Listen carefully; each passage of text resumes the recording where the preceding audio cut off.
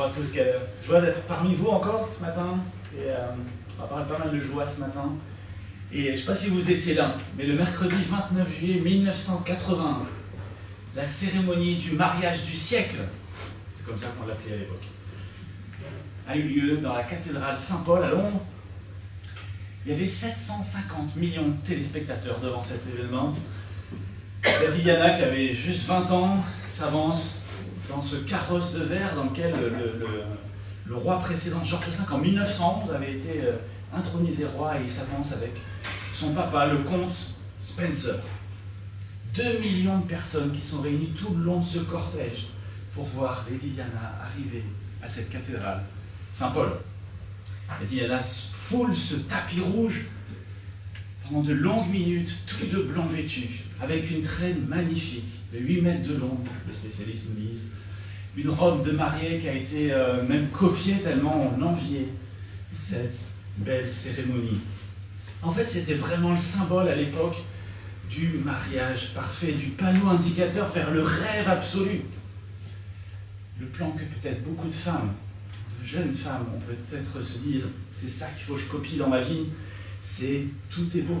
L'époux est parfait, à part les oreilles peut-être, mais une vie dans l'amour, la gloire, la joie absolue.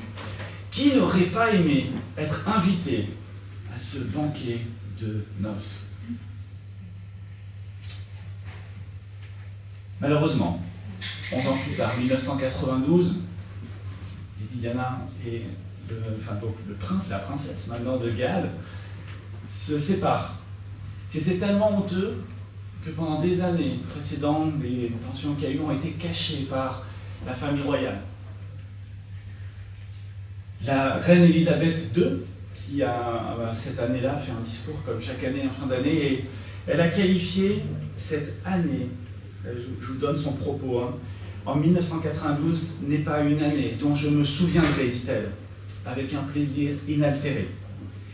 Elle s'est avérée être une annus horribilis. Une année horrible, quoi. Voilà ce qui s'est passé.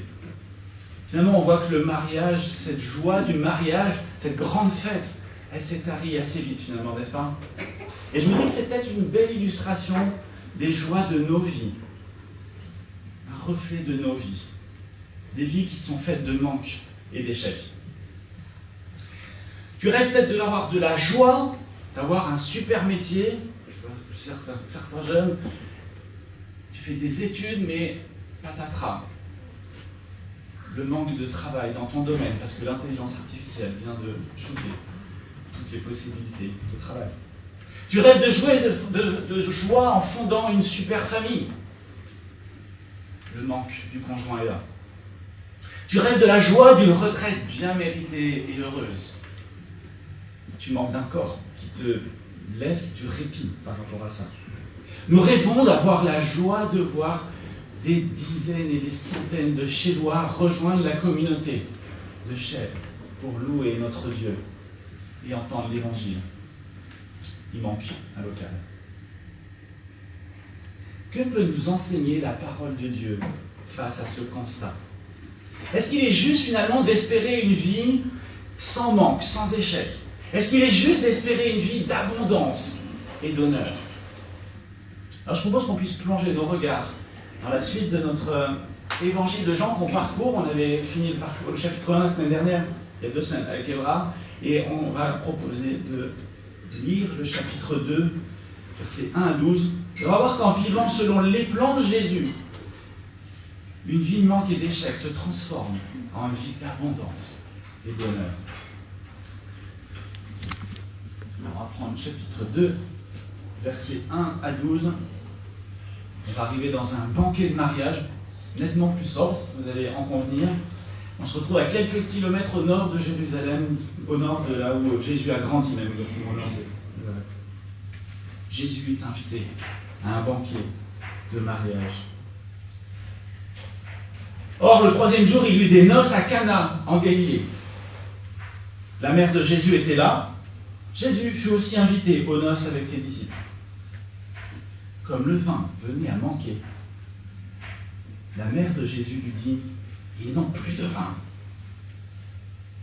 Jésus lui répondit, « Que me veux-tu, femme? Mon heure n'est pas encore venue. » Sa mère dit au serviteur, « Faites tout ce qu'il vous dira. » Or, il y avait là 6 jarres de pierre destinées aux purifications des Juifs et contenant chacune une centaine de litres.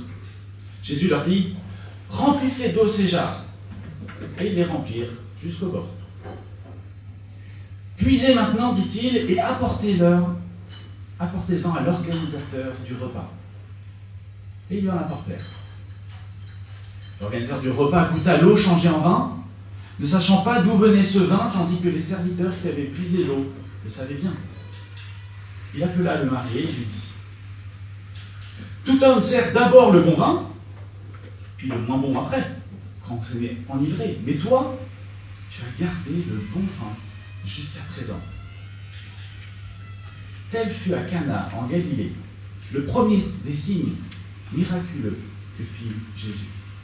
Il manifesta sa gloire et ses disciples crurent en lui. Après cela, il descendit à Capernaum avec sa mère, ses frères et ses disciples, et ils y restèrent que peu de jours. Je vous invite à la prière. Notre Dieu, merci pour ta parole, et on veut croire, et on croit qu'elle est la parole de Dieu, comme le disait Évrard tout à l'heure, mais qu'elle veut aussi nous impacter, nous transformer dans nos perceptions. Aide-nous, Seigneur, par ton Esprit Saint, guide-nous à comprendre ce que tu veux nous dire à chacun de nous spécifiquement dans nos vies ce matin. On puisse être à ton écoute à travers ces paroles, que tu puisses m'effacer par rapport à ce texte, Seigneur, te laisser toute la place, toute la gloire pour toi seul, Seigneur. Amen.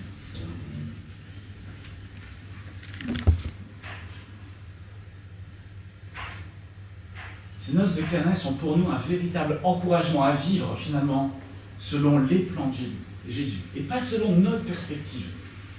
Pourquoi? Parce qu'en vivant selon les plans de Jésus, une vie de manque et d'échec, elle se transforme. Elle se transforme en une vie d'abondance et d'honneur. Et je voudrais qu'on puisse voir ce passage qu'on vient de lire avec les 3 mouvements que le texte nous propose.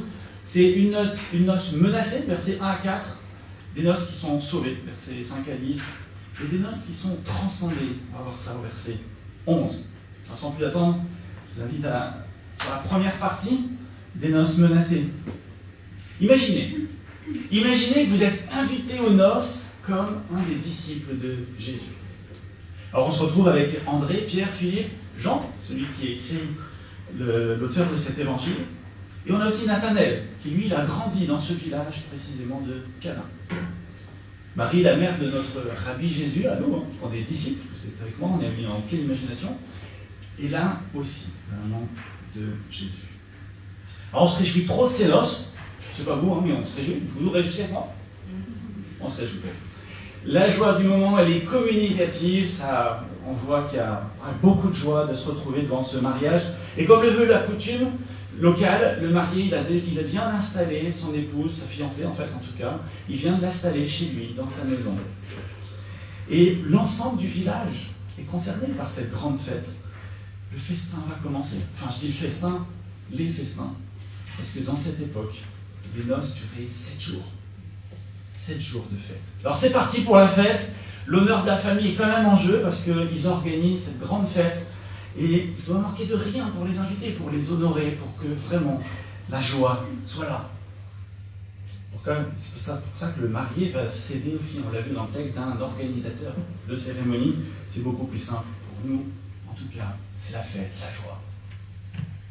Mais au milieu d'une danse traditionnelle, invention de ma part, Jésus va voir Marie va voir Jésus plutôt, et elle lui dit, il manque de vin. Il manque de vin. Les noces sont menacées. L'honneur de la famille est menacé. La joie est menacée. Je ne sais pas si vous imaginez le désarroi. Quelle solution dans cette pénurie? Question pénurie, on est un peu au courant en ce moment de ce qui se passe. Comment réagir? Je ne sais pas si vous voyez les manques que ça génère chez nous, les pénuries. Mais face à la pénurie, finalement, on est démunis. Face à la pénurie, on est démunis. Et dans le village de Cana, il n'y a ni Uber Eats, ni Amazon qui peuvent livrer du vin. Ils sont, face à la pénurie, complètement démunis. La joie qui était là, elle se transforme en angoisse. Le rêve d'une grande fête réussie s'évanouit. Le manque est là. Finalement, c'est un peu comme dans nos vies. Les joies, elles durent vraiment pas longtemps.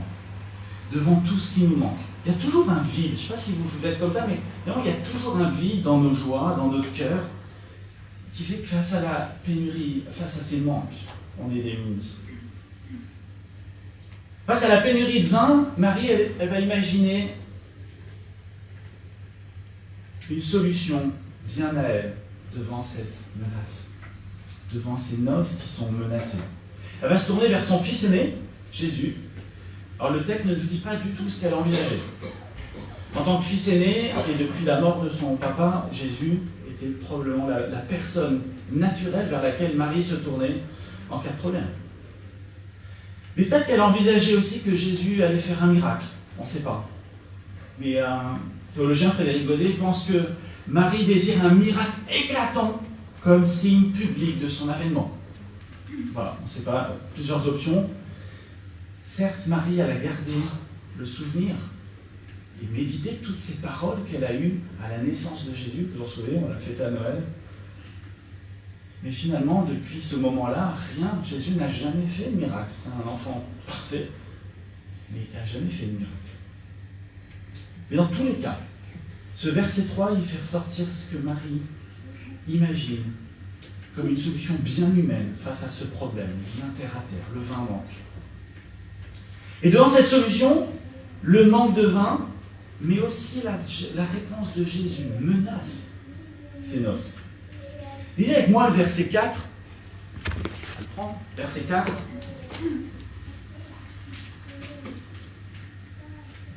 Oh, Jésus répondit, « Que me veux-tu, femme? Mon heure n'est pas encore venue. »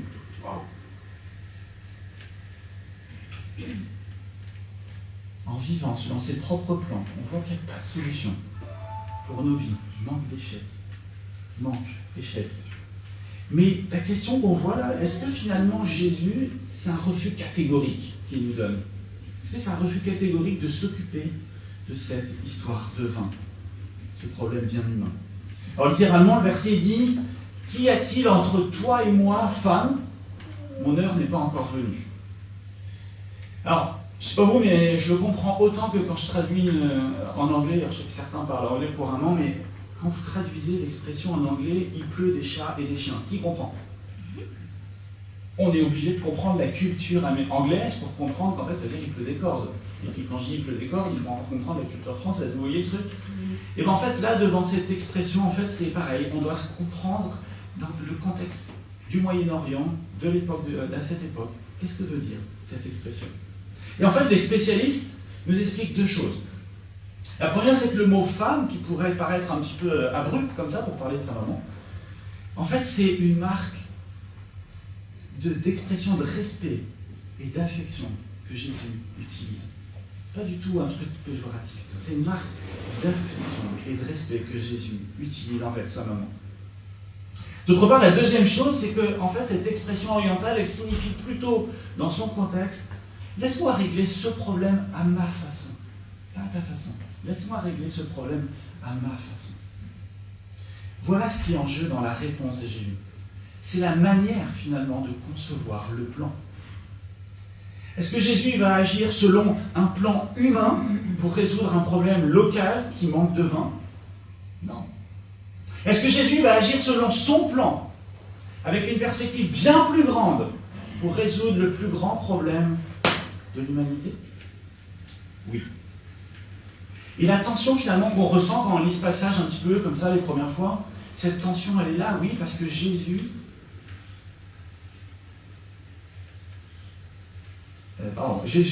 cette tension elle est due au fait que Jésus dit non à la perspective humaine de Marie. Jésus, il a une autre perspective, il a un autre plan. Et la Bible a noté, conclut ce passage en disant « Ces paroles renferment donc une instruction donnée à Marie. » Une instruction donnée à Marie plutôt qu'un refus de sa demande. Il n'y a pas de contradiction entre cette demande et l'action que Jésus accomplit aussitôt après. C'est pour ça qu'on voit juste après Jésus faire des choses. Marie, en fait, elle a une confiance totale dans ce que Jésus veut faire. Mais elle doit apprendre quelque chose d'hyper important. Elle doit apprendre quelque chose qui est valable pour vous, pour moi. Oui, Marie est la maman de Jésus, celle qui a un honneur unique de porter le Messie dans son ventre, celle qui a vu Jésus grandir. Vous imaginez la condition de Marie, unique. Mais elle devait apprendre quelque chose. Marie, elle doit se soumettre à l'autorité de Jésus selon son plan, et non selon sa volonté de mère. À ce moment-là, elle doit abandonner l'autorité mère qu'elle a sur Jésus et se mettre devant l'autorité de Jésus lui-même. Marie, elle doit admettre aussi la distance qu'il y a entre elle, qui finalement vit une vie humaine pleine de péchés, de manques, d'échecs, par rapport à ce Jésus qui a une vie parfaite, sans péché, qui n'a jamais eu le moindre péché dans sa vie. C'est pour ça que Jésus prend cette distance aussi. Marie doit aussi comprendre que finalement, comme vous et moi, elle a un besoin absolu de Jésus pour combler ses manques. Alors maintenant que ce début de verset 4 est plus clair, j'espère que c'est le cas pour vous, qu'est-ce que veut dire Jésus par « mon heure n'est pas encore venue ». En fait, tout au long de l'Évangile, Jean, il nous dit plusieurs fois, comme ça, il répète, « mon heure », il fait dire à Jésus, « mon heure n'est pas encore venue ». De quelle heure il s'agit alors? De quoi il s'agit quand Jésus dit cela? Mais en fait, il y a un moment où Jésus va dire « mon heure est venue ». Vous savez quand c'est? La veille de sa mort. Jean chapitre 17, on verra probablement beaucoup plus tard. Je vous le lis. « Père, l'heure est venue. Fais éclater la gloire de ton Fils pour qu'à son tour le Fils fasse éclater ta gloire. » Le verset 4. « J'ai fait connaître ta gloire sur la terre en accomplissant l'œuvre que tu m'avais confiée. » L'œuvre de Jésus, l'heure de Jésus, c'est ce passage à la croix. Jésus, en fait, il dit ici que le moment de sa gloire à venir n'est pas encore venu. Jésus fait donc comprendre à Marie que l'heure de l'inauguration de sa royauté messianique, le fait qu'il va régner en tant que Messie, n'est pas encore venu. Alors qu'est-ce qu'on peut faire pour nous de ce passage, de cette introduction, de cette histoire? En fait, vous et moi, je pense qu'on a des domaines dans notre vie qui souffrent de manque. Je suis seul concerné, mais probablement vous et moi, on a dans nos vies des manques. Et si je suis honnête avec moi-même, est-ce que je vis selon ces manques, selon mon plan ou celui de Dieu? Est-ce que je vis selon mon plan ou celui de Dieu? Et dans ce domaine où j'ai des manques, est-ce que je prends des décisions en fonction de ce que je désire?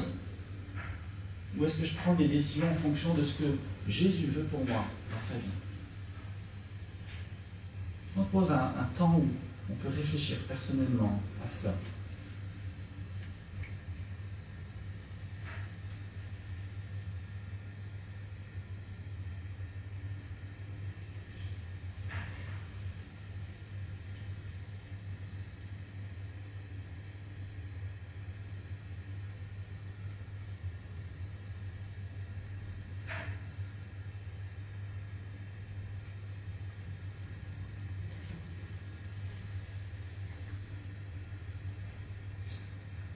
La deuxième partie, elle, nous montre comment ces noces vont être sauvées.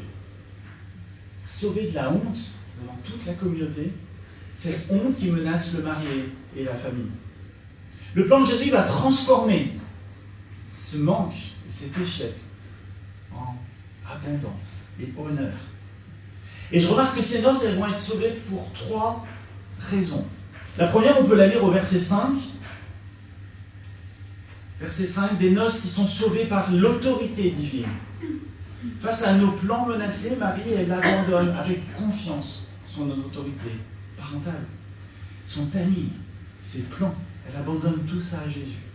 Et pourquoi elle dit avec confiance au verset 5, faites tout ce qu'il vous dira.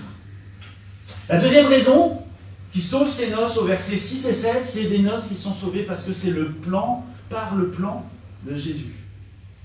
Alors, au premier abord, ce plan, il est simple. Vous prenez les jarres et vous les remplissez d'eau. Un peu bizarre pour aller trouver du vin, de remplir de l'eau. Bon.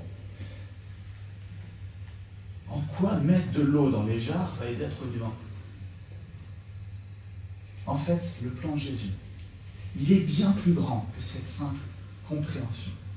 Et pour ça, on a besoin de comprendre à quoi servent les jarres. Alors j'en ai une, probablement, qui image le genre de jarre qu'on a, parce que le texte me dit quoi? Elles peuvent contenir une centaine de litres, 10 arrosoirs d'eau. Vous voyez, c'est pas la petite jarre. Et elle est faite en pierre, pourquoi? Parce que, et c'est pour ça que la contenance varie, selon les traductions, vous avez vu, il y a marqué à peu près une centaine de litres, parce que dans un bloc de pierre, c'est pas un truc très uniforme. Donc on le taille, et selon la taille qu'on a, c'est à peu près une centaine de litres. C'est d'énormes récipients qui contiennent, le texte nous dit, de l'eau pour faire quoi? Des purifications des Juifs. C'est pour cela que ces pierres, cette eau est contenue dans des pierres, parce que l'eau va être beaucoup plus pure et pas salie d'impureté si on la mettait dans un contenant en bois par exemple ou autre. Cette eau sert au rituel quotidien pour se laver. Alors vu les contenants, ça peut être aussi même pour un bassin d'eau pour se laver. Voilà, et à cette époque, selon les traditions qu'on a, selon la parole de Dieu qui est dans le premier livre de la parole de Dieu, on doit se laver rituellement les mains, voire même tous les corps, pour se débarrasser de tous les manquements finalement qu'on a eu dans la journée de travail, pour se débarrasser, se purifier. Il y a un symbole bien sûr de se laver, de se rendre propre, pour se purifier, mais finalement des manques. Et on fait avant le repas parce qu'il me semble que c'est aussi parce que ça permet de dire que cette nourriture qui va nous donner la vie, je dois la prendre dans des conditions pures, propres, vis-à-vis de Dieu. On est donc là face à un symbole. Alors l'essentiel à retenir, c'est que ces versets, ils évoquent finalement l'eau qui était utile pour se purifier sous l'ancienne alliance. Et Jésus, il va prendre comme point de départ cette eau qui était utile pour purifier sous l'ancienne alliance. On va voir ce qu'il va faire après. Voilà pour la deuxième raison. La troisième raison qui sauve ces noces, on la voit au verset 8 et 10, c'est que c'est des noces qui sont sauvées par la divinité de Jésus. Regardez avec moi au verset 8.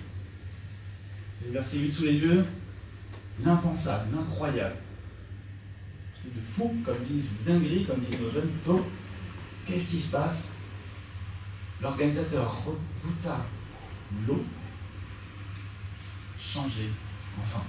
Je pense qu'on ne s'attarde jamais trop assez sur cet événement miraculeux qui vient de se passer. De l'eau H2O transformée en vin, la substance, la nature, tout a été changé. Le goût, tout a été changé.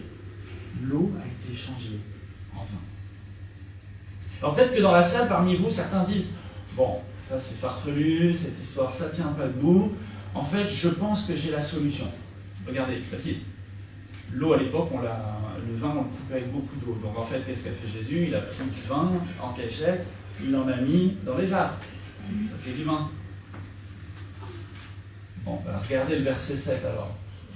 Les jarres, elles sont remplies comment? À rabord.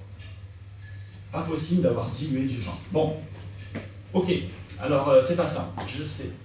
C'est pas possible parce qu'en fait, les lois physiques que Dieu a créées, les lois physiques, elles montrent bien qu'on ne peut pas transformer de H2O en vin. C'est pas possible. Mais je suis complètement d'accord avec vous. Humainement, c'est impossible. Qui a réussi à changer de l'eau en vin? Personne. Aucun humain ne peut changer de l'eau en vin. Mais Dieu, s'il a créé toute la nature, il a créé ce monde merveilleux, cet univers qu'on voit, s'il a créé même les lois physiques, en quoi il ne pourrait pas à cet instant même changer les lois de la physique temporellement et faire que cette eau se transforme en vin? Alors oui, ça impose une seule lecture possible que le texte nous propose ici. C'est que Jésus est Dieu. Pas d'autre possibilité. C'est humainement impossible de transformer l'eau en vin, mais c'est divinement possible. On est là devant le point principal que Jean veut nous souligner dans ce passage. Il veut nous convaincre qu'à travers ce miracle qui présentait là, Jésus est le Messie. Jésus est le Dieu incarné en homme, venu sauver le monde de ses manquements envers Dieu. Et comment il va le faire? Par son sang. Et l'eau qui était utile pour purifier dans l'ancienne alliance vient donc d'être transformée en vin. Et vous savez ce que c'est le vin comme symbole? Indice, on va le faire tout à l'heure. Oui, c'est un symbole d'abondance, la Bible me le présente comme ça. Il y a d'abondance de joie. Ok. Mais c'est, bravo, c'est aussi le symbole du sang versé par Jésus à la croix. On passe de l'ancienne alliance avec ses rituels de purification à transformer un rituel, un seul, unique, qui a eu lieu il y a 2000 ans à la croix, qui permet de purifier l'ensemble des personnes qui croient en cet Dieu posé sur une croix, mort à la place de chacun de nous. L'auteur de l'Épître aux Hébreux dira: sa mort est intervenue pour le rachat des transgressions commises sous la première alliance, l'Ancien Testament, afin que ceux qui ont été appelés reçoivent l'héritage éternel promis. Les plans de Dieu sont bien meilleurs que nos plans humains. Et ça me rappelle finalement tous les plans que Évrard évoquait, c'est ma dernière année, dans quelques semaines, mois du voulant, je suis enfin diplômé. Et ça me rappelle tous ces plans, vous savez, quand on dit tiens, je me forme pour être pasteur, ouais, je vais être pasteur dans cette église-là, ou dans une communauté où il y aura tant de personnes, tant de... On fait plein de plans, j'irai à tel endroit. Dieu a fermé toutes les portes des plans que j'avais imaginés. Et c'est bon, parce que ce plan qu'il est en train de nous dessiner avec mon épouse, il est en train de dessiner un plan qui est bien meilleur, bien plus excellent que les plans qu'on avait imaginés nous, humainement, et puis simplement. Dieu, ses plans sont bien plus parfaits. Et si je trouve bienfaisant de savoir que les plans de Dieu sont bien plus parfaits que mes plans, quelle joie finalement de remplir nos vies de plans confiés à Jésus. Pourquoi? Parce que Jésus transforme ses plans imparfaits en plans parfaits. Les plans de Jésus pour nos vies sont les seuls qui procurent finalement une joie abondante, aussi abondante que le vin va couler dans cette fête à Cana. Alors réjouissons-nous de l'offre divine pour transformer nos vies. Dans cette dernière partie, on va voir que ces noces, en fait, elles sont transcendées. Parce que finalement, qu'est-ce que nous dit ce passage? Qu'est-ce qu'il veut nous dire, ce passage? Des noces qui ont été menacées, Jésus est intervenu, elles sont sauvées. C'est tout. En quoi ce qui vient de se passer doit être compris dans une portée bien supérieure à ce simple fait d'eau transformée en vin? Alors certes, Jésus transforme les manques. Il a sauvé les rêves de joie qui étaient menacés par une bénédiction ponctuelle, abondante, comme l'illustre cette histoire. Et probablement les erreurs qu'a fait le marié pour arriver au fait qu'il n'y ait pas assez de vin, cette situation a été sauvée par Jésus. Les manques du marié ont été sauvés par Jésus. Ok, certes, Jésus transforme la honte qui menace ses noces en une mise à l'honneur fabuleuse du marié. Regardez avec moi le verset 11. Verset 10, pardon.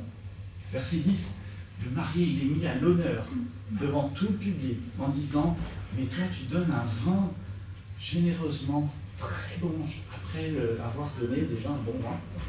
C'est un truc extraordinaire. Le marié, il n'a rien fait et il reçoit tout plein d'honneur. Mais pourquoi ces noces, finalement, sont transcendées par quelque chose de bien plus grand? Osez lire le verset 11. Tel fut à Cana, en Galilée, le premier des signes que fit Jésus. Il manifesta sa gloire et ses disciples crurent en lui. J'observe que Jean utilise ici le mot signe. Alors, la seconde a traduit signe miraculeux, certains ont traduit, mais le mot dans l'original c'est signe. Un signe, je ne sais pas ce que ça vous évoque, et l'emploi de ce mot signe et non miracle est très important dans l'évangile de Jean. Pourquoi? Parce qu'en fait, ce que vient de faire Jésus en transformant l'eau en vin, c'est un signe. C'est un peu comme un panneau indicateur qui prouve que Jésus est le Messie tant attendu. Celui par qui Dieu va accomplir toutes les promesses de bénédiction qu'il a données à son peuple. Je m'explique. Si vous regardez le chapitre 1, on a parcouru récemment, en tout cas la fin, Jésus y est présenté sous 3 aspects. Jésus y est présenté comme l'intermédiaire entre Dieu et les hommes, en tant que prêtre. Il est le prophète qui révèle pleinement l'Éternel, qui accomplit ses promesses. Et il est aussi présenté comme le roi de la lignée davidique, qui construira un temple en l'honneur de l'Éternel et où il va régner à jamais. Voilà 3 aspects sous lesquels Jésus est décrit dans ce chapitre 1. Donc, du coup, la question pour le premier lecteur, c'est de se dire, mais en fait, est-ce que Jésus est vraiment cette personne-là? Est-ce qu'il a vraiment autorité sur tout ça? Est-ce qu'il est vraiment ce prophète, ce roi, ce Dieu? Est-ce que c'est vraiment par lui que va arriver toutes ces bénédictions qui sont affirmées, qui sont annoncées et affirmées? Eh bien, comme les premiers lecteurs de cet évangile ne connaissent pas encore Jésus, Jean va leur expliquer comment, va leur prouver pourquoi Jésus est bien ce Messie. Et vous savez comment il va faire? Jean, il va prendre en fait la même méthode qu'utilise l'Éternel lui-même dans l'Ancien Testament. L'Éternel, dans l'Ancien Testament, il utilise les signes. C'est le même mot, pour prouver qui il est. Je vous lis rapidement, Nombre 14. L'Éternel dit à Moïse, « Jusqu'à quand ce peuple ne me méprisera-t-il? Jusqu'à quand ne croira-t-il pas en moi, malgré tous les signes que j'ai faits au milieu de lui ?» Je pense à tous ces miracles de la mer traversée et autres diplômés d'Égypte. Dans Juge, cette fois-ci, Gédéon lui dit, « Si j'ai trouvé grâce à tes yeux, Seigneur, j'ai vu, enfin Dieu, donne-moi un signe pour montrer que c'est toi qui me parles. » Dans le 2e livre des Rois, chapitre 20, Ésaïe dit, « Voici de la part de l'Éternel le signe auquel tu connaîtras que l'Éternel accomplira la parole qu'il a promise. » La Bible, en fait, nous montre que Dieu prouve qui il est par des signes. La Bible nous montre que Dieu prouve qui il est, qu'il va tenir toutes ses promesses en montrant des signes. C'est pour ça que Jean va faire la même chose. On va le voir plusieurs fois tout au long de l'évangile de Jean. Il prouve ici, par ce signe, d'eau transformée en vin, que Jésus est Dieu. Mais il prouve quelque chose d'encore plus important. Il prouve que Jésus est ce Messie par lequel Dieu va accomplir toutes les promesses de bénédiction. C'est en cela que ce banquet de noces, il est transcendé. Ce banquet de noces, il surpasse la simple perspective d'un banquet de noces menacé, mais sauvé par Jésus. Et ça va encore plus loin. Vous savez pourquoi? Parce qu'en fait, il ne faut pas qu'on s'arrête à une lecture simpliste, qui ferait dire que, voilà, ce texte, il nous dit que Jésus, le Messie, il est venu pour nous apporter d'abondantes bénédictions dans notre vie, conformément à ses promesses. Alors je comprends qu'on aimerait pouvoir voir des miracles sans arrêt pour améliorer notre quotidien, parfois si éprouvant, notamment dans le deuil. Cela pousse certains chrétiens à demander à Jésus de faire des miracles sur commande pour améliorer nos manques physiques, nos conforts. Je me demande qu'est-ce qu'on peut penser des chants qu'on peut entendre sur YouTube qui nous disent « Renverse les montagnes dans ma vie maintenant, les blocages de ma vie tombent, Seigneur, agis maintenant, que cette adoration transforme ton cœur, renverse les montagnes et libère des bénédictions sur ma vie. » C'est des textes que j'ai lus sur un chant de YouTube. Oui, je suis d'accord. Rien n'est impossible à Jésus. Jésus peut faire des miracles aujourd'hui dans notre vie. Aucun problème avec ça. Il est Dieu. Il peut le faire. Mais que nous dit le texte? Que nous dit ce texte par rapport à l'objectif de Dieu? Dans quel but Jésus fait ce miracle? Regardez au verset 11. Jésus manifesta sa gloire. À aucun moment c'est ma gloire. C'est notre gloire d'humain. Et on l'a prié tout à l'heure, il y a une prière qui disait voilà, que ça soit sa gloire. Et c'est ça que Jésus veut à travers des miracles et des signes comme ça. En fait, toute cette histoire, Jésus n'agit pas pour résoudre la perspective de Marie ou même celle du marié. Jésus, il agit dans sa perspective, celle d'annoncer sa gloire. Alors oui, les bénédictions, elles vont arriver. Et elles vont arriver très massivement, mais pas encore maintenant. Elles vont arriver à la deuxième venue de Jésus. Il va revenir en gloire. Là, à cette heure-là, on aura, chaque chrétien qui aura mis sa confiance en Christ, verra sa gloire et sera comblé de bénédictions. Voilà ce qu'évoque ce banquet menacé mais sauvé par Jésus. En fait, c'est un peu comme un bon plat. C'est là où il y a une odeur qui sort, c'est un fumé qui donne envie finalement de déguster le plat principal. Et vous savez quoi? Ce plat principal qui est là, avec cette odeur, il a déjà été annoncé. La recette était sur marmiton.org 2700 ans avant nous. C'est dans le livre d'Ésaïe, chapitre 25. Je vous le lis. L'Éternel, le maître de l'univers, prépare un plat, prépare pour tous les peuples un festin de plats succulents, un festin de bon vin, de plats succulents, plein de moelle, de bon vin clarifié.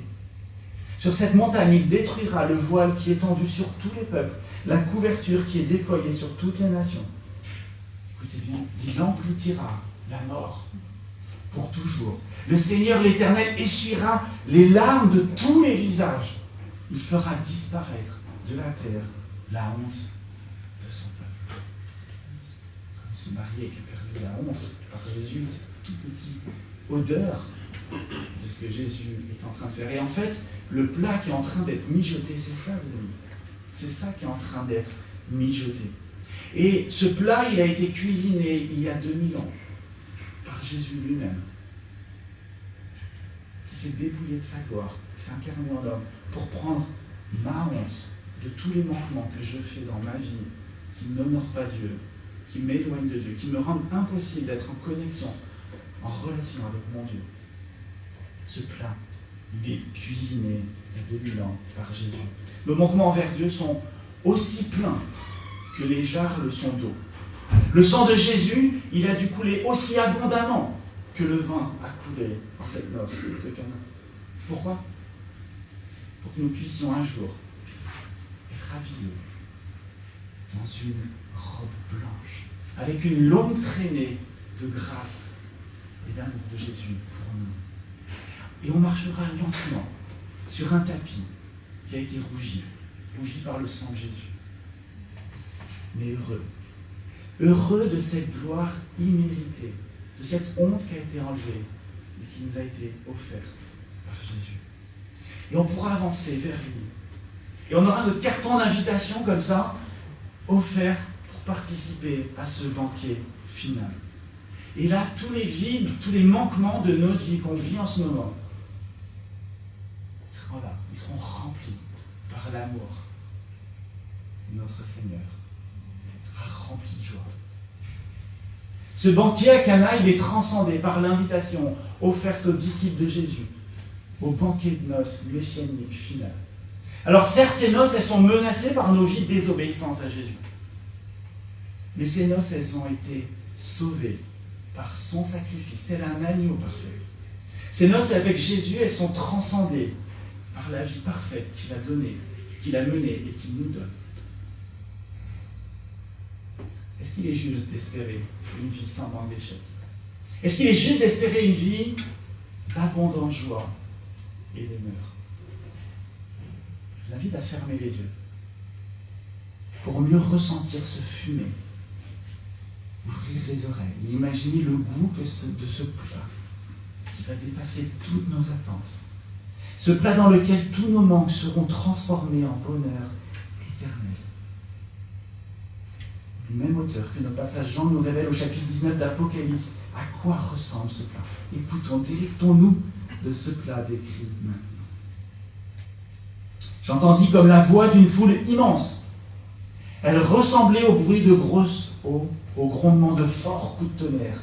Et elle disait « Alléluia, car le Seigneur, notre Dieu Tout-Puissant, a établi son règne. Réjouissons-nous. Soyons dans la joie et rendons-lui gloire, car voici venu le moment des noces de l'agneau. Et son épouse, l'église de Chéret, s'est préparée. Il lui a été donné de s'habiller d'un fin lin, éclatant, pur. En effet, le fin lin, ce sont les œuvres justes des saints. L'ange me dit alors, écris, heureux. Heureux ceux qui sont invités au festin des noces de l'agneau. Heureux ceux qui sont invités au festin des noces de l'agneau. Imaginez que vous êtes invité aux noces comme un des disciples de Jésus. C'est ma prière pour chacun et chacune de vous. Je vous invite à prier notre Dieu et Seigneur Jésus. Seigneur Jésus, notre imagination est parfois bien faible devant cet immense banquet en ton honneur pour ta gloire qui va être donné. Et Seigneur Jésus, je te prie pour que chacun de nous, ici dans cette salle, on puisse avoir cette carton d'invitation qu'on a accepté par la foi en Jésus comme notre Seigneur et notre Sauveur.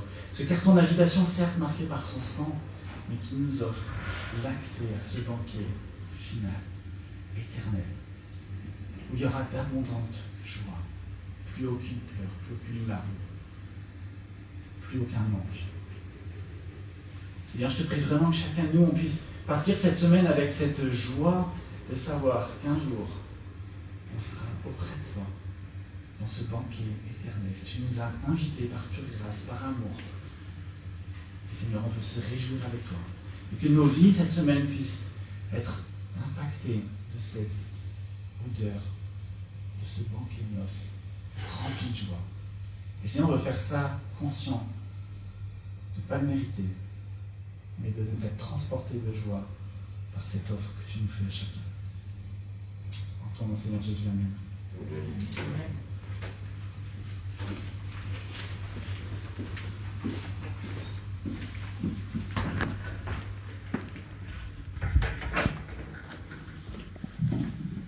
Merci Loïc.